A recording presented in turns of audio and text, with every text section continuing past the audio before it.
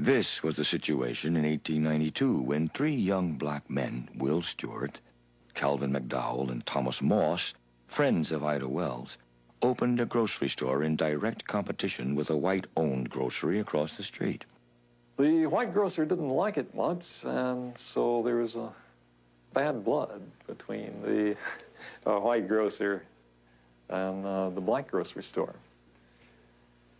He went to the city officials and tried to get them to, or the county officials tried to get them to close it down, said that they were maintaining a nuisance. They were selling beer. And when the deputy sheriffs arrived, now they didn't have uniforms. They were in plain clothes. It's after dark. You see some white folks with guns coming after you. Why, blacks fired on them. You had gunfire, and a deputy was wounded. At that point, the truth must have come out, and so the blacks stopped firing, and the deputies went in and arrested all they could find in the grocery store. Then they went out and arrested everybody in the neighborhood they could find. And so they threw 20 to 30 people in jail. Within hours, rumors of a black revolt spread throughout the county. A black militia was disarmed. The three grocers were dragged from their cells by a mob and murdered.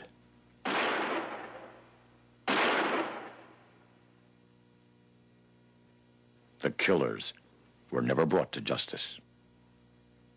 Everybody in town knew and loved Tommy.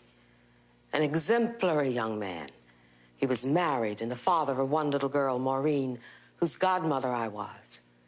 He and his wife, Betty, were the best friends I had in town. He owned his little home, and having saved his money, he went into the grocery business with the same ambition a young white man would have had.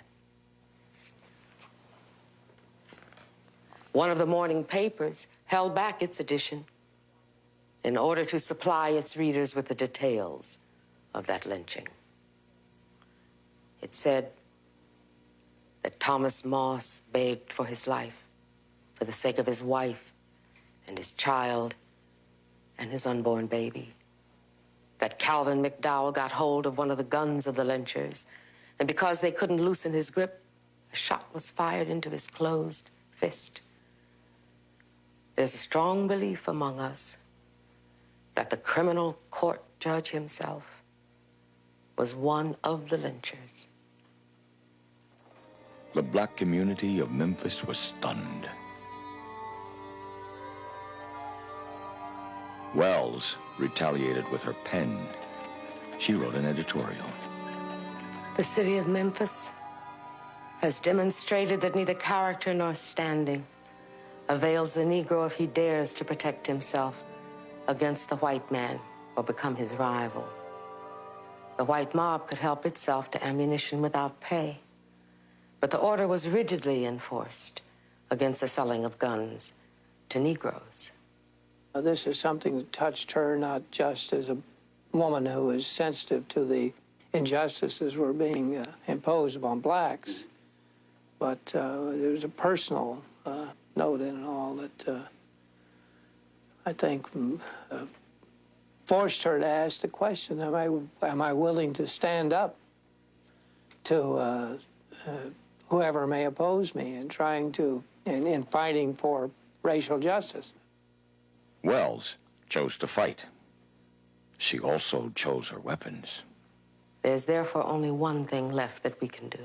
Save our money and leave a town which will neither protect our lives and property nor give us a fair trial in the courts, but takes us out and murders us in cold blood when accused by white persons. Hundreds disposed of their property and left. Leading pastors took their whole congregations with them as they, too, went west. She said, leave. You know, this is that black migration to the Middle West, the Kansas and Oklahoma migration. Go to Kansas, go to Oklahoma. And many blacks left. And I think that's another reason that the power structure was angry with her, because she understood the economic and political strategy that they were using to intimidate blacks. And what she was saying is, you don't have to stay here and be intimidated. Leave. And so the white businesses were in a panic that blacks had left. They were buying everything on the installment plan, and they just left everything. So the people were left. The restaurants were going out of business because all the black patronage was going. And you talk about the power of the pen and of her leadership to be the force behind thousands of black people leaving, and whatever Memphis represented to them was the only thing that they knew. It was where their roots were, where they were working, where their families were. And 6,000 people packed up their bags, went to the Oklahoma Territory. Of course, Ida Wells had gone there previously to sort of scout the place.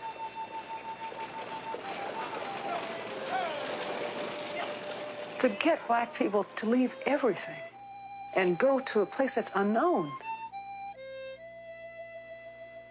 They don't know anything that's out there. The weather is different, the circumstances are different. The towns are, many of them yet to be established. And she did that when she was just a young woman. Among those who remained in Memphis, Wells helped to organize a boycott aimed at the newly installed trolley system.